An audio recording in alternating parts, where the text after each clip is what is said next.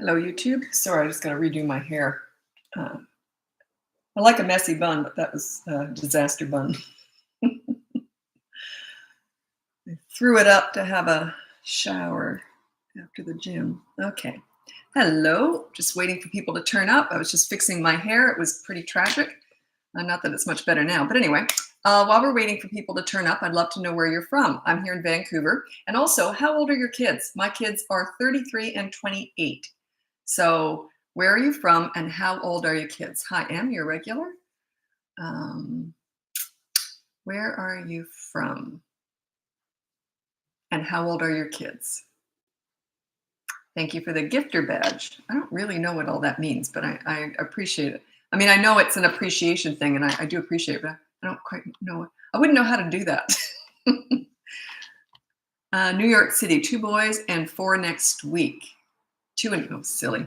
2 boys, 2 and 4 next week. There we go. Oh, okay. So you're kind of coming out of the toddler years. That makes it easier. Toddlers are just kind of crazy. They're cute as a button, but they're all feet, no brains. So, because they're constant worry. I love my toddlers at home, but I didn't like going out with them because you could never relax. You had to follow them everywhere, watch them. I'm a bit of a worrier, so yeah. So where are you from and how old are your kids? Thank you for the roses. I very, very much appreciate that. So I got my hairs all goofy. Oh my God, yes, exactly. Yeah, toddlers are, when people hire me for coaching and they have older kids, they never ask about the toddlers. They just say, yeah, they're crazy. They're not even trying to figure them out. There's no point. They're not figure outable. So don't try and figure them out. Don't try and make sense out of a toddler. They haven't developed sense yet. England and 2.5 years old. Excellent. Welcome. I was in England back in 1980. Just a stopover. I never actually got out and did anything there. I think I might have gone somewhere. I don't remember. It's a long time ago, 1980. So let's see. This is one of my 2 regularly scheduled lives. I only have 2 regularly scheduled ones, but I'm usually on here every single day. So doing a live. I appreciate your content. Thanks so much, Jenny. That's on YouTube. I appreciate you turning up. I'm just sort of getting going on YouTube. I love YouTube. Like I watch it all the time, but I'm not really on there a lot. I'm just getting going with that. So, and also Instagram. Instagram's going well. Instagram's interesting because it's sort of a steady increase. TikTok's like this. You get a viral video and you go like that, and then you go like that, and then it's all over the place. But Instagram, it's quite interesting to watch. And YouTube, I'm just trying to figure that out. Not that I could figure it out anyway. I've got someone else doing that for me. Anyway, let's just get going. If you go in the link above, it has everything I've got to offer. And if you're on YouTube, it's down in my description. It's called Bratbusters Linktree, and it's just in bullet point form, my entire website, everything I've got to offer. My website is bratbusters.com if you're interested in going there and checking it out. Anyway, it's all the same stuff. It's just ones in bullet point form. So anyway, on there, you can hire me for coaching or you can buy one of my courses. My big one is the Bratbusters Bootcamp, how to transform into a leader in 5 weeks. And then I have mini toddler courses. Also, my behavior board is completely free. That teaches you how to give respect to get it. It's sort of the first step in all this. It's sort of teaching you how to get organized, get systems in place, how to discipline effectively, how to be accountable. Sometimes when I'm out in my personal life, I don't want people to know what I do because I'm pretty easy to find online. So I don't really want them to, just people I meet in person. So they say, what do you do? And I say, well, I teach accountability and respect. And they go, oh, what's that? And then I just start talking about them. I used to have my company name on my van and I got pulled over all the time. Yeah. Can I ask you a parenting question? Yeah, I'm just on my way out. Anyway, it's funny. So yeah, I don't do that anymore. Virginia, no kids yet, but I love learning about how good parenting. I think it's so interesting. Excellent. It's a lot of just common sense and people skills too. You give respect to get it, right? It's a little bit different. Your relationship with children is that you are the leader. They are children. They need guidance. They need leadership. It's just part of it. So you don't need to lead your friends, but you do need to lead your children. It's very important. If you're not a leader for your children, they're going to go searching it out elsewhere. They're going to be very vulnerable to peer pressure, bullies, the drug dealer on the corner, the internet, the Kardashians. They're going to go searching out a leader somewhere. It's a natural instinct to need, crave, and want a leader when you're a child. It just is. So, yeah. Okay, let's get going with your parenting question. Sorry, I'm wearing white again. I keep wearing white. I can't see the writing because it's matching my top. Ugh, so I have to find my skin. There we go. My son always wants confirmation for everything, like say yes or okay. I don't know what you mean by that. You'd have to give me an example. Like say yes or okay. So in other words, is he just in charge? Is that it? He's leading you around by the nose ring? Kind of sounds like that. That's my guess. Am I wrong about that? He's just seeing how much he can control you. Because there you said wants. We meet their needs and we manage their wants. If they want something, it's up to us to manage that. Wants are not needs. He doesn't need confirmation of everything. He just wants it. He's in charge. That's my guess. That's my gut reaction, but I don't know a lot. I'm kind of assessing a situation on a couple of lines here. So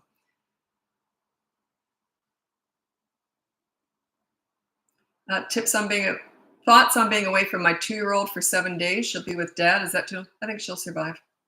I think she'll be just fine. You may not. Oh, I'd die if I had to be away from my kids for that long.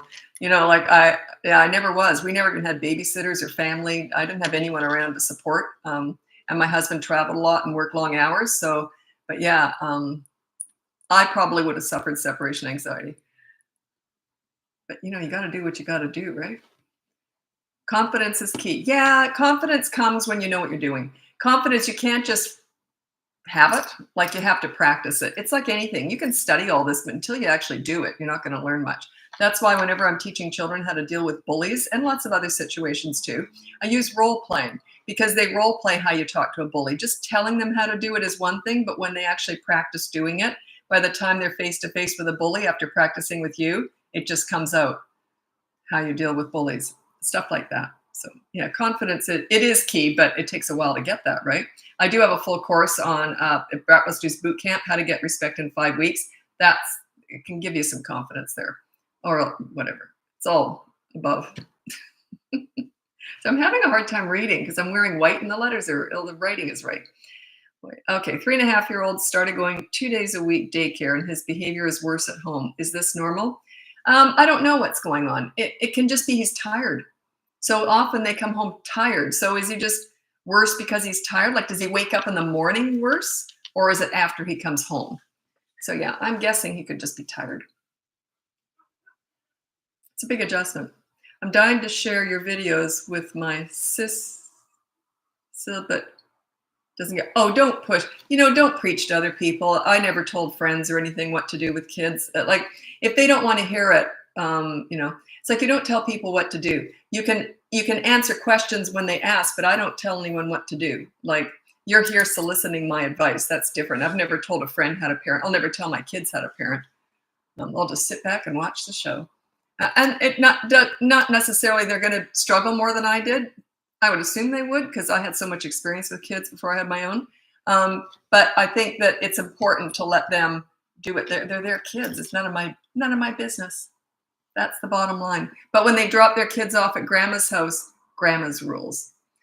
Don't tell other people how to deal with your children. If you trust someone enough to look after your children, don't micromanage. Just let them do whatever they're going to do. If you trust them enough to drop them off, then don't tell them what to do.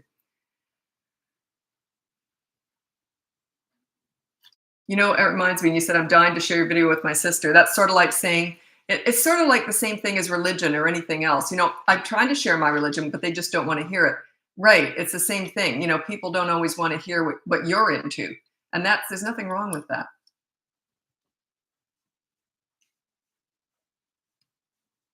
We live together though. That's complicated. If it's a household and you're struggling with your sister's kids, you're going to have to hire me, and I would want to talk to you and your sister at the same time. So that's coaching. Yeah, we would work out some systems and we'd do some negotiating. But you got to be careful. You don't want to insult people, right?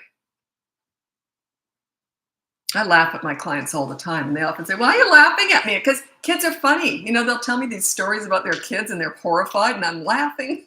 Yeah, kids are crazy. They just do stuff, right? I'm not laughing at you. I'm laughing at you silly things your kids are doing. It's funny. Kids are great. Uh,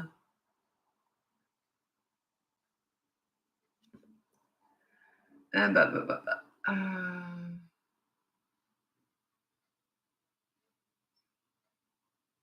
It's a fine line, you're right. Yeah, it is, absolutely. Just because something works for you doesn't mean it's going to work for someone else. And even though you know someone needs something, they've got to be ready to hear it. It's like telling someone, you really got to lose weight, as if they don't know that. You know what I'm saying? Like if someone's huge and they're unhealthy and you don't tell them they're going to lose weight, it's like that. People don't want to hear it. Um,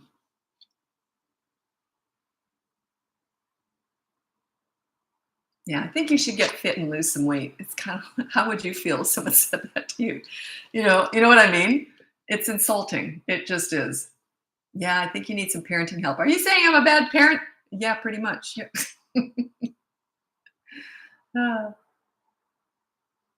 And it's not about being a bad parent. It's about not knowing what to do because we're never fixing kids. We're fixing and teaching parents here. Parents do the best they know how. All parents do. No one is handed a newborn in the hospital and says, I'm going to mess you up. It's just not the way it goes. You always think, I'm going to do the best I can. Everyone does the best they know how. So don't judge.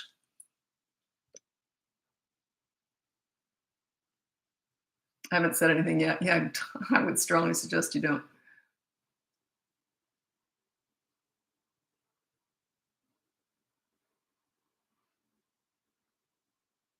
I'm really struggling to read. Why do I keep wearing this white shirt? I've got several of them. That's why it's not like I'm wearing the same one every day. I'm a uniform wearer. I just kind of have a few clothes I wear and I've got tons of them, all the same ones. So people think, oh, she wears the same thing every day. No, I wash my clothes every day, but why was that interesting? No, it wasn't. Yeah.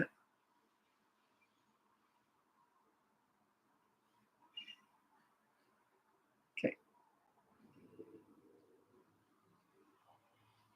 Okay, I want to know what's going on here. Mine does that too. He is throwing stuff more and screaming more every time he goes to school. Who are you answering? Hmm. Don't know quite know what's going on there. I'm curious. Can you just elaborate on that? Like learning behaviors at school. Okay. Okay. So they go to school and they learn all these bad behaviors at school, right? The thing is, that's a bit of a tell for me. If they're 3 years old and over, that's on you. What I mean by that is by the age of three, especially by 3.5, they are under your leadership umbrella. If you're a really strong, calm leader at home, they're not susceptible to other people. They're not susceptible to peer pressure or learning bad things or bad habits. They're just not because they take your leadership umbrella everywhere they go. At 3 to 3.5 years old, that's about when that happens. Certainly, it cements by 3 years and 9 months. Their cognitive skills just switch. It's quite interesting actually. I find it fascinating. But anyway, but yeah, so you work on your leadership skills and they won't be susceptible to peer pressure or copying other kids. They'll come to you. So, but they've got to be like 3.5 to really get that. I'm going to read something here. I like to talk about it. Most people here have toddlers. So I'm going to read, I like to do this every video lately because I think it's really helpful. Oh, that's the wrong one. It's the teenage one. So I'm looking for the toddler one. Okay, top 5 tips for toddlers. Number 1, child-proof your home so you never have to say no. Number 2, have a toy rotation system so they're never bored. Plus, it keeps your house cleaner and clutter-free. Number 3 is bond with your children in their world. You do not bond and connect with a little one at the nail salon. You go to the park and roll down the hill with them. Number 4, stop trying to figure them out. They're not figure-outable. They're just forming. They're brand new, fresh human beings. They've only been in the world for a couple of years. And for one of those, they were a potato laying on a mattress. They're just forming. Yeah, they're crazy, but it's not so much they're crazy. They just haven't developed sane yet. Okay, that was number 4. Number 5 is when you're disciplining a bad behavior that you want your toddler to stop with the mini therapy sessions. You do not discuss what they're doing. It's consistent corrective actions. If they're hitting with a toy, you say no, and you put that toy away where they can see it, but they can't touch it for a period of time. But it has to be consistent. You can't do that 9 times out of 10. They're going to remember the one time you didn't. It's like lying to them. No, but sometimes yes. You see, that's how they connect that. So you got to be consistent. That's why you only pick 1 battle per week. That's with my behavior board when they're the age of 3. That's when it starts. You only pick 1 battle per week because you got to be consistent. You got to be on top. I would do everything in one day, but I'm level 10 with what I teach. If you're just starting out level 1, that's the first week on the behavior board, and you do 1 rule at a time. Anyway, that's my My top 5 tips for toddlers. One of you gave me that name because I kept tripping over my name. What I called it. Okay. Um, um, um, um, um, um.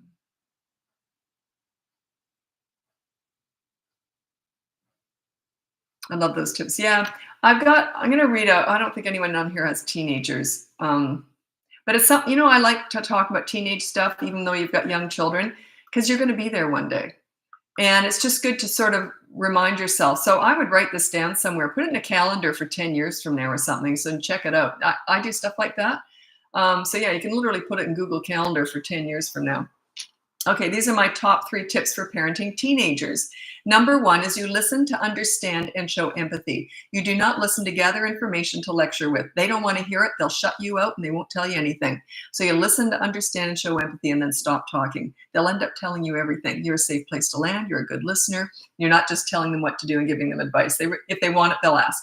Number 2 is negotiate pretty much everything. Pretty much everything is negotiable with a teenager.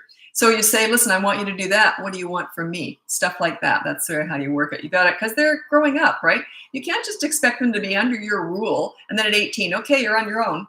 You got to ease them into this. And then number 3, I've just added this last week, was don't sweat the small stuff. Save your energy for the big stuff with teenagers. Let them make the small mistakes, just like you did. It's okay to make mistakes. You don't want teenagers or even any kid to think it's bad, that they're bad because they do bad stuff sometimes or they make mistakes.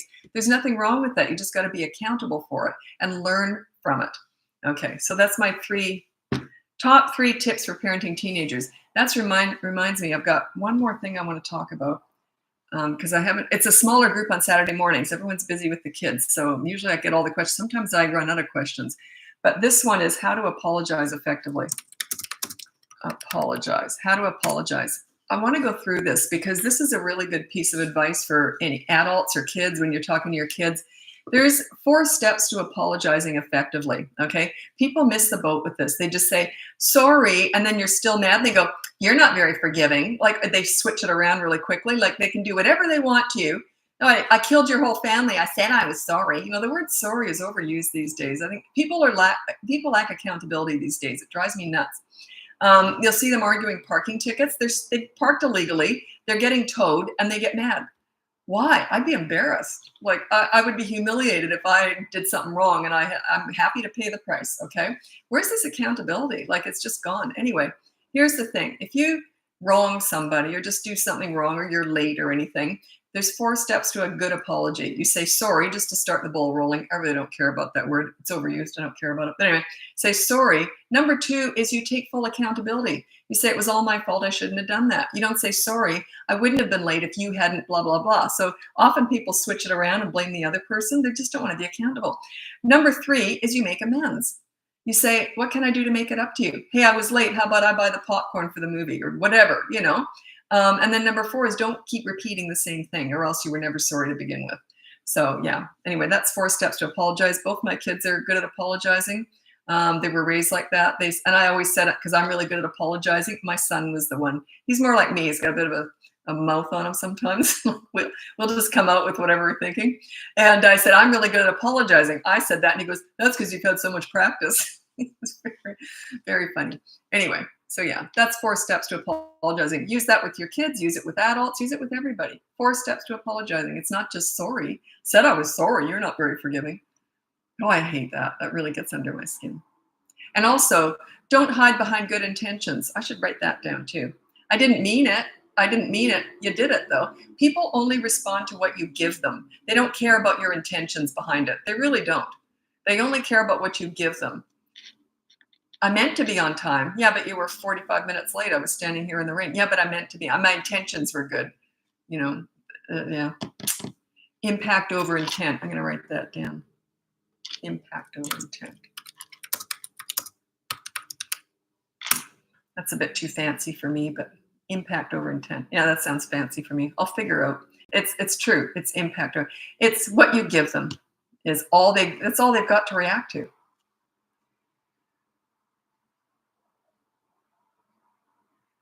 Anyway, that's why I say I teach accountability, because a huge part of this is being accountable. So when your kids act out, you got to blame yourself.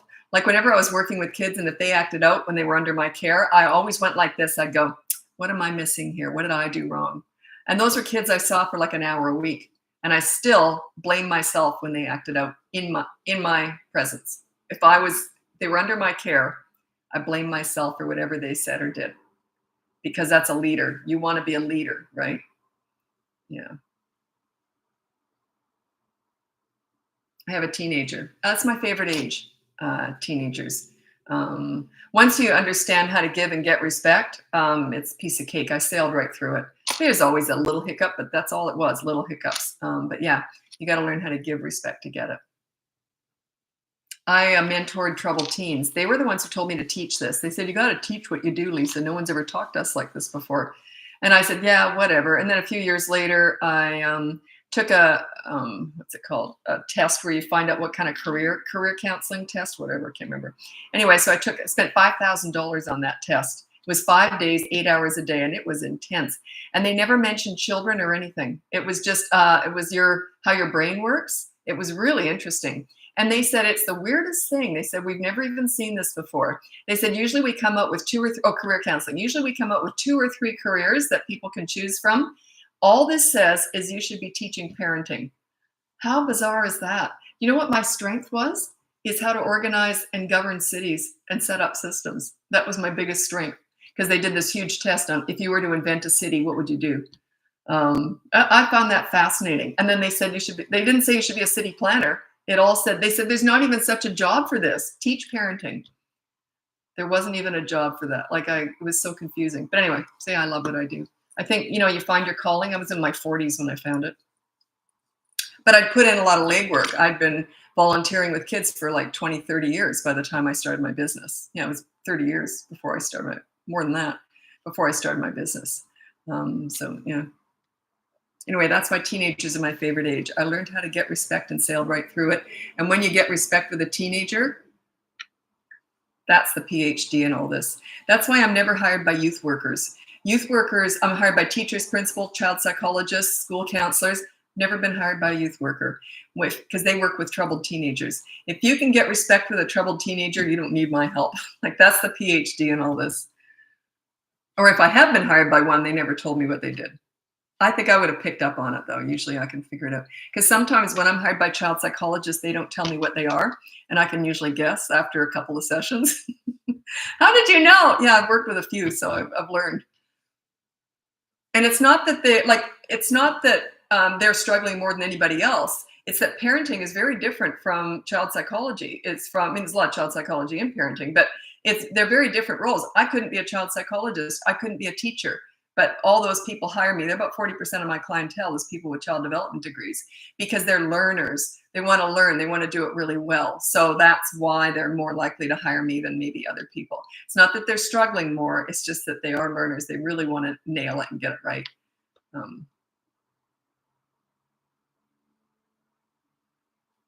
How to handle screaming tantrum when they want something in the store and won't leave. The only reason they want something in the store is that you've taken them shopping and bought them something. I never did that with my kids. If I bought them something, it was an outing. I went all by myself and got them something. So yeah, you've set them up for that. But yeah, the only way that you can recover from that, because they don't understand, how come sometimes I get stuff and sometimes I don't? Kids they don't like inconsistencies. So yeah, they're having a tantrum. I would take them somewhere where they're not disrupting people. Pick them up, carry them, drag them, whatever you got to do, and then ignore them. Then you ignore the tantrum out in the parking lot or in the car or something. But yeah, if they wanted something in the store and won't leave, and they won't leave. How old are they? Could you pick them up? Yeah, because you said and won't leave. So I'm wondering how old they are. Usually if they're still having tantrums, they're tiny enough to pick up. If they're still having tantrums past the age of 5, you got some work to do. You can learn how to avoid that. Tantrums really should end by about 3.5 to 4. They just sort of stop, because you're a leader, right? If you know how to lead and deal with tantrums, they just sort of stop. So you can still pick them up, but you know what I'm saying? They're still young enough to pick up and move if you have to. She's 2.5 and she won't leave. Well, you can pick up a 2.5-year-old. So yeah. Tip for a teen that keeps asking to do something that's already been a hard no. Well, You, why is it a hard no? Why is it a hard no? What is it? I'd need to know that because I negotiate everything with teenagers. So why is it a hard no? Is it no, you can't bring drugs into the house, and if it's an obvious one, or is it a negotiable no? Um, Plus, I don't like to do hard no's. Yeah, I never really told my kids what to do. I never really said no.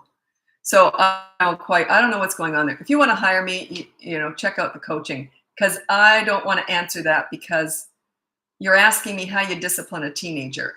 You don't. You get respect first. Like if I'd said no to my teenagers, they wouldn't have asked any. They wouldn't have. It would have been the end of it because I hardly ever use the word no. And if I did, they would have gone, yeah, you're right. So yeah, I'd need to figure that out. I can't give you an answer here. I don't know. I need more information. I need your relationship. What's your relationship like with your teenager? You get respect from little kids by disciplining them. With teenagers, you discipline them after you get respect. You got to get that mutual respect going first. And with teenagers, I don't have a course on that. If you're interested in my help, it's 5 sessions with teenagers usually. Some people take me out for a test drive just by 1 session. That's fine. Then they upgrade after that usually.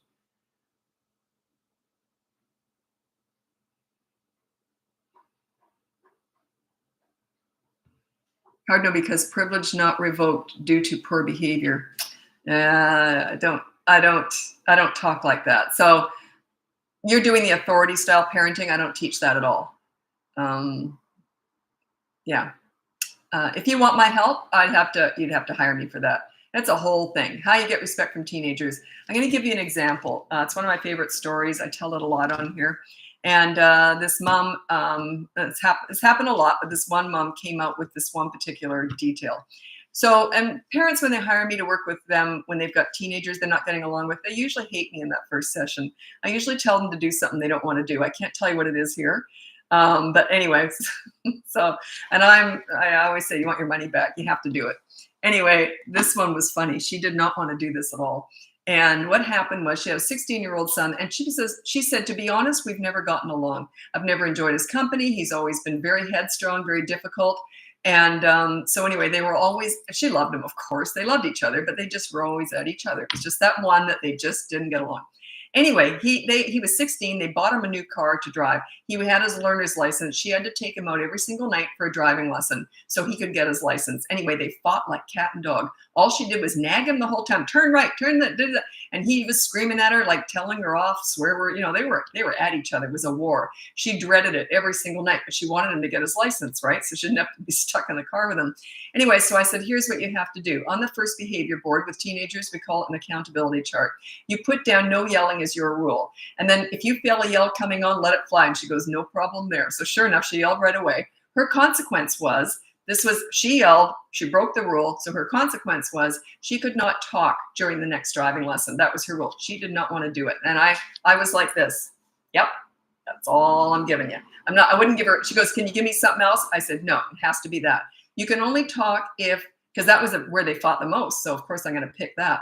And there was extenuating circumstances. I don't always pick the hardest thing first, but I had to with this one. Anyway, I'll tell you what happened. So she got in the car and she wasn't allowed to talk except to say life and death stuff, right? So what she did was she thought, there's no way I'm going to be able to remember not to talk. So she put masking tape like this on her mouth to remind herself not to talk. As she's getting in the car, she sees herself in the side mirror, starts to giggle and laugh, and the tape release came flying out from the bottom and was going like that. It was flapping. And as she was laughing, and her son saw this, and they both started giggling. The whole ride, she kept trying to stick this back on. They were laughing the entire time. She goes, it was the most fun we've ever had. Then we went to work on how to connect and bond. Once you've connected and bonded with your teenagers, all the other problems melt away. It's just the way it is. So, but yeah, that was really cute. She was crying when she came back in the next session. She goes, you were right. That was a good one. And they just had a blast. And then we worked on everything else they had to work on. So yeah, you've got to get that bond going. You've got to get that connection going with your teenager first. The old-fashioned way of parenting was that authority style, my way or the highway, you do what I say because I'm your parent. It's not a bad way to parent. It's very much the authority. I know everything. But the teenagers will rebel, but they come out the other end stronger because they've got an authority. They come out stronger and they appreciate what the authority parent did to them. What's done now is what I call the pleaser parent style. There's a whole bunch of things that I don't study it. I don't know what's going on, but I know because clients tell me. The pleaser parent tries to make everything easy for their kids. They're always having these mini therapy sessions, discussing all their feelings. Not their, it's kind of like a whiny kind of. It's just anyway. What they do is they end up raising self-entitled snowflakes with mental health issues. This is very controversial, but I also predicted we're going to have massive drug problems one day because of the mental health issue. And I don't know if I'm right with this, but it all goes down to parenting. It's raising children, young people without fortitude, without strength, without impulse control, because you've paved the way. You even gave them participation awards. That's the stupidest thing I ever heard of. 30 years ago, I heard about these participation awards. I'm like, are you freaking kidding me? I said, we're just going to raise these self-entitled snowflakes with mental health issues. Anyway, here we are. Mental health issues it's at an all-time, it's an epidemic, as are drugs. It's just sad. But anyway, I saw all this coming 30 years ago because we're not raising strong individuals. I don't use the authority style. I don't do the pleaser style. I'm a leader. It's very different from both. But if you're going to err on either side, the authority, for sure. The pleaser style parent, I know where you're headed if you're doing that. It's just not good. So yeah, they're the ones running into school. You're not doing, my child likes this. Can you play? They're always trying to make everything easy for their children. Then their kids get out in the real world and they're a mess. They fall apart because who's rolling out the red carpet? You didn't validate my feelings. Well, I'm just a bus driver, lady. They're just so weak. You don't do that to your children. It's cruel.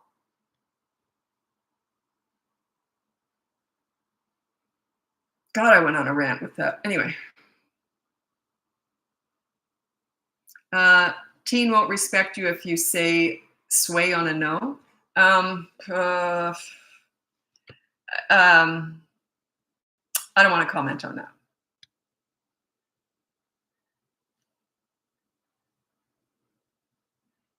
Or do I? It's a long haul. No, I've just done enough lecturing. I don't want to go on about it, but yeah, okay. And then you're thinking, yeah, but sometimes it is just a no. I know, that's all part of this. I get it.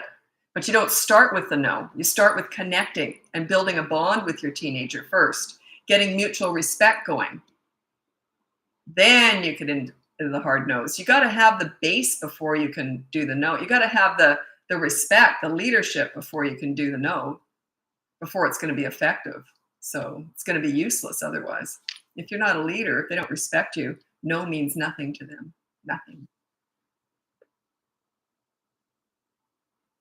Okay. 3-year-old is a bully. He can't play with kids. He fights. I need help with that. Yeah. I don't know what's going on there. I don't know why he can't play with other kids. I would set it up. I would put on the behavior board, no being mean to other people. And every time you catch him, you got to catch him. You got to be watching him. Every time he does, you say, okay, that kid gets to play with your favorite toy for the next 10 minutes or whatever. So that you have to have a consistent corrective action towards the other, like a good deed with the other kid. If you can catch it that way, like if they're all playing together, you see him hit someone, you say no. Now he gets to play with your toy in the sandbox now for 10 minutes. Something like that. You gotta be consistent though. It's gotta be every single time. You gotta watch them like a hawk. But yeah, that can be trained out of them. Yep. They are born. There's 4 things. I know I wrote it down somewhere. Here we go. 4 annoying traits that kids are either born with or they're not. So they're either never going to do these things or they are. I've seen this for 51 years now. I've been working with kids. I've seen this. The 4 ones are obviously tantrums. They're either born to have them or they're not. Tantrums, it's just a temper. If you're born with a temper, you tend to have tantrums when you're little, and the temper never goes away. You always have it. You just learn. Most people learn how to manage a temper, but they always will have it there. Like it's just part of their personality. It's part of their DNA. You're born with a temper or you're not. It's just the way it is. So tantrums, and another one is climbing. They have no fear. They're either going to climb or they're not. The other one is aggressiveness. They're either going to hit, bite, kick, punch, or they're never going to do it. Or they're runners. They're the kids who don't look back to see where you are. They just take off on you. They won't listen to you. They won't come to you when you call them. Those are 4 traits that they're either born to do or they're not. It's not your fault if they do those things, but you can learn how to manage them, okay? My kids had none of them except my son had tantrums, and they ended at 3.5. And then he just learned. If he had a temper, I didn't see it again really till he was a teenager. Then you saw hormones kicking in. Then I saw it more. My son is all of those. I work with kids who have all of those. And they are often, these kids, it doesn't mean that they're bad people. These just tendencies that can be slightly annoying. Other people might be born to be boring or other, like just annoying things too. You know what I'm saying? Like we've all got good and bad in us, all of us. So yeah. You don't have to teach kids to be bad. No, I don't, I always say there's really, we talk about good and bad and all this stuff, but there's really no bad kid. I only worked, I always say I'm never going to mention this again, but it keeps coming up because it upset me. I've only ever worked with one kid I couldn't get respect from in 51 years. And it was a little girl. And I always say, you can work with anybody, you can get respect. Well, she had a mental illness. She ended up being institutionalized. She scared the hell out of me. She was like 7 or 8 when I worked with her. I had one session and I said, I'm terrified of her. I can't do it again.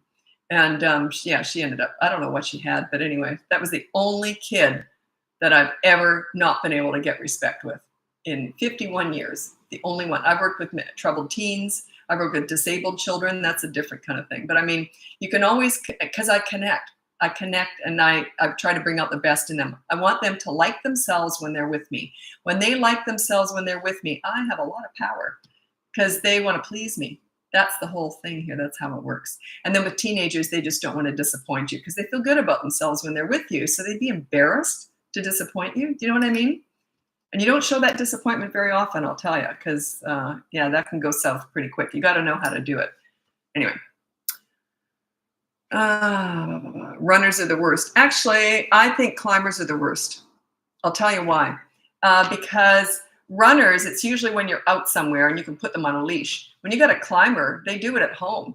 And what I suggest you do if you've got a climber at home is you put bells on even the kid if you have to, or whatever they use to climb, put bells on all your chairs that they pull across the room to climb on. A cute story, well, it's not cute, scared the heck out of this mom. She almost called the police. She couldn't find her 18-month-old. I think it was a little girl. Couldn't find her. And she thought someone had come into the house, stolen her kid and taken off, whatever. So then she went in the kitchen and heard giggling. And she looked up. Her 18-month-old was on top of the fridge. She had pulled out drawers, which the mother had tied, had childproof on, but there was just enough to get her little toes in there. She used them like a ladder, got up on the counter, then on the bread machine, and then she got up on top of the fridge. She was up there for ages. What if she'd fallen off? She could have cracked her head open. So I think climbers are actually the scariest because they can do it at home too. Tantrums are probably the most annoying, but they're not going to die because of it. You might, but they're not. Yeah, they're so unsafe. Yeah, thank God my kids weren't climbers. I was afraid of that because I've worked with climbers and I know they're fast too. I just saw a picture of it though. I don't think I ever worked. I don't think it was a client because I think it was just a picture I saw or a video and they showed, yeah, this is what our kid does. They had high ceilings and they had this narrow hallway and the kid was little, but I don't think he was doing it side to side. I think he had both feet on one wall, both hands on the other. And he was going up like 18 feet using 2 hallway, anyway, 18 feet or something like that. What if he'd fallen? So yeah, climbers are dangerous.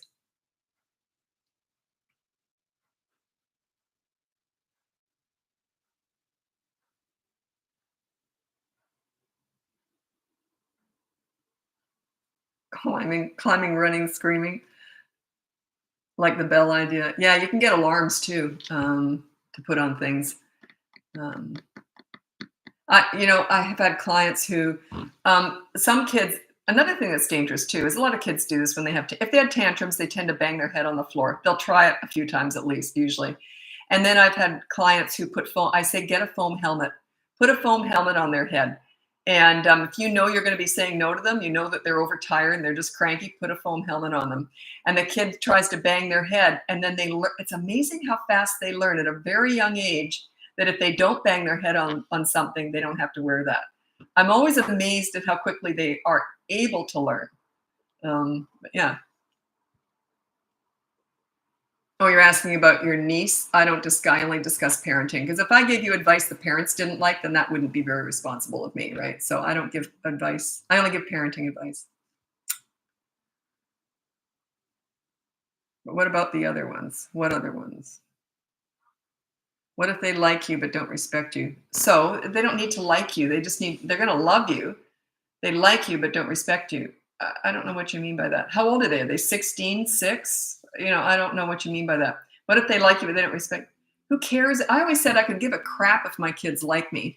I'm going to raise good kids. That was always my goal. My kids never said they hated me. You know how I hate you. I never heard anything like that from them.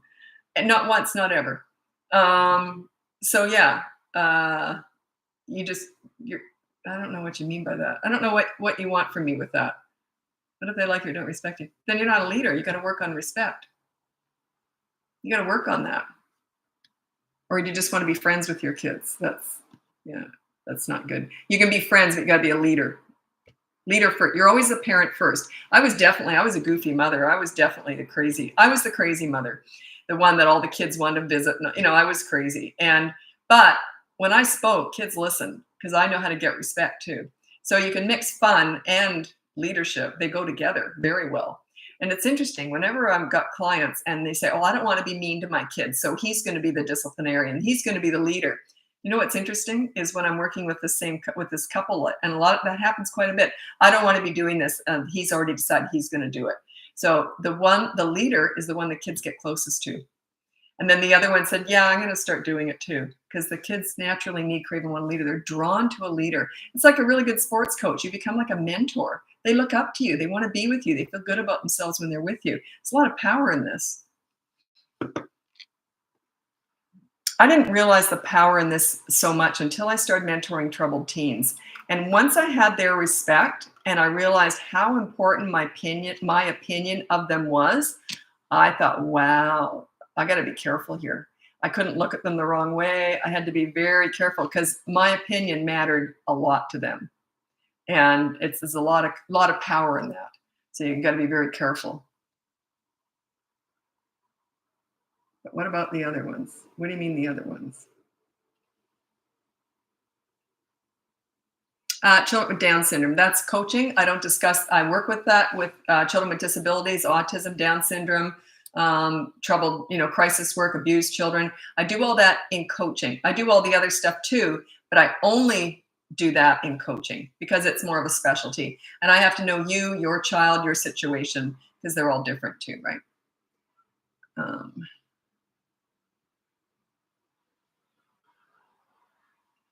Pushes. We don't yell as their parents. Can you give an example of being a leader to kids? Okay, I'm going to tell you one of my favorite stories. I haven't told it in a couple of days. Usually I tell this every day.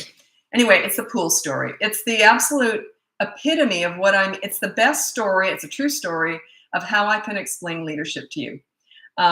Anyway, my son was 8 years old. It was his birthday party. So I was the only adult there. It was our house and we had a pool. So it was my son and 5 8-year-old boys. So it was 6 of them. And I said to the boys when they came for the birthday party, I said, now, all I'm doing here is I'm sitting here counting heads for safety reasons, right? All I'm doing is 1, 2, 3, 4, 5, 6. I can't see behind Whaley, this giant blow-up toy. So Whaley cannot go in the pool. I can't, I could lose 3 kids behind Whaley. So they all go, yeah, okay, whatever. So they get in the pool. Sure enough, one of the kids brought Whaley into the pool. So I said to him, Whaley, out of the pool now. Very seriously, because it's a safety issue. I'd already said not to have Whaley in the pool, and he did it. So he says to me, no. And my son went like this, because he knows mom knows how to take care of business. I was in the pool fully clothed like that. And I had that kid out and I said, you're going to sit beside me now for 10 minutes. Like he didn't even know what had happened. He was out sitting beside me. Anyway, so the whole time in that 10 minutes, now I'm timing it. You got to look official. I'm timing it. And I'm looking at the clock. So anyway, I said, the whole time we're talking about sports, PlayStation, school. We're talking about everything. This kid's having a blast. He's talking about himself. I'm building him up. I'm building rapport. You see, I'm building connection. He's already been punished. He's sitting up with me. He's not in the pool for 10 minutes. At the end of 10 minutes, I said, okay, go back and have fun. He wouldn't go. I couldn't get rid of this kid. He just wanted to sit and talk to me. He was feeling great about himself. I knew this kid. I worked with him in school. He was difficult. He had ADHD and a whole bunch of other WXYZ. He was a handful. Anyway, but I couldn't get rid of him. Finally, I was looking at my son, like, and so my son said, okay, we're going to play basketball. We had the basketball hoop set up in the pool. So he finally went back in the pool. The rest of the party, he was all over me. Can I help you with the cake, Lisa? Can I help you with this? And I'm like, oh my God, couldn't get rid of him. Now, that's leadership to me. I don't put up with any crap. I lay down the law. I lay down the rules, right? I'm very clear when I say it too. I don't go on about it. And then when they break the rule, I take action right away. I'm very fast. I don't remind. I don't repeat myself ever. And why would I say, please take Whaley out of the pool? No, he'd already been told not to do it. So I said, Whaley out of the pool now. So there's no reason for please in there. Then what? I got him out of the pool. So I took action. He's sitting beside me. Why would I not say, you're sitting here for 10 minutes because of what you did? He already knows. I wouldn't explain what he did wrong. Don't go on about the bad behavior. You build up the kid.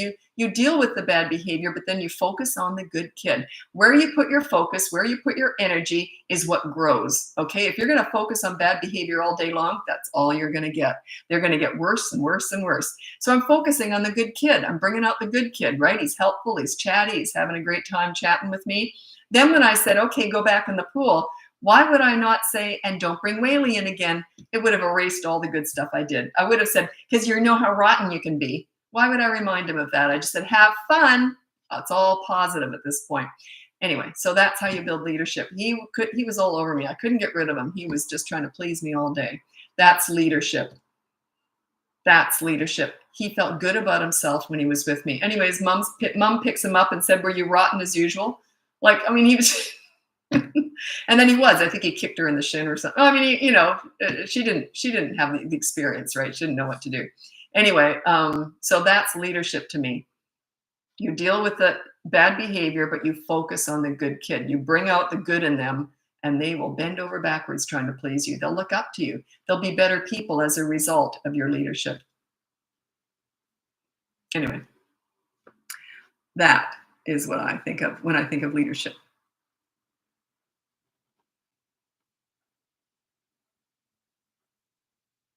Oh, sorry, I have to get going. Anyway, thanks so much for joining me. I will answer one more question. I'm just going to do my quick outro. I don't know why I said it like that. But anyway, if you go up in the link above or in YouTube, it's in the description. It's bratbusters.linktree. I don't know what it's called. Anyway, it's just my whole website in bullet point form to make it easier for you. My website is bratbusters.com if you're interested. But you can hire me for coaching or buy one of my toddler courses. My big course is How to Get Respect in 5 weeks. And that's my Bratbusters boot camp. That's for 3 to 12-year-olds. And then also you can just get my free behavior board. That's the first step in all this. You're teaching yourself how to be a leader, basically, step by step, one step at a time. Anyway, I'll do one more question. My daughter cannot stop saying no to other kids. She's 20 months old. No, don't worry about that stuff. Social skills. Other kids will teach her. They're just going to ignore her. They go through stage after stage after stage. Just when you think you've addressed something, they're going to come up with something new. That's toddlers. They're crazy. Don't try and figure them out. They're just forming. They're brand new. They're just forming. So yeah, the kids will teach her. That's like when they say, what about, I have a toddler who keeps grabbing toys out of other kids' hands. And they say, what do we do?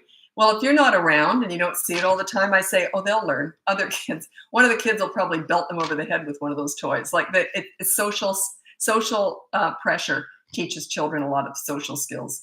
So yeah, that's the kind of thing. Other kids are just they're just going to tune her out.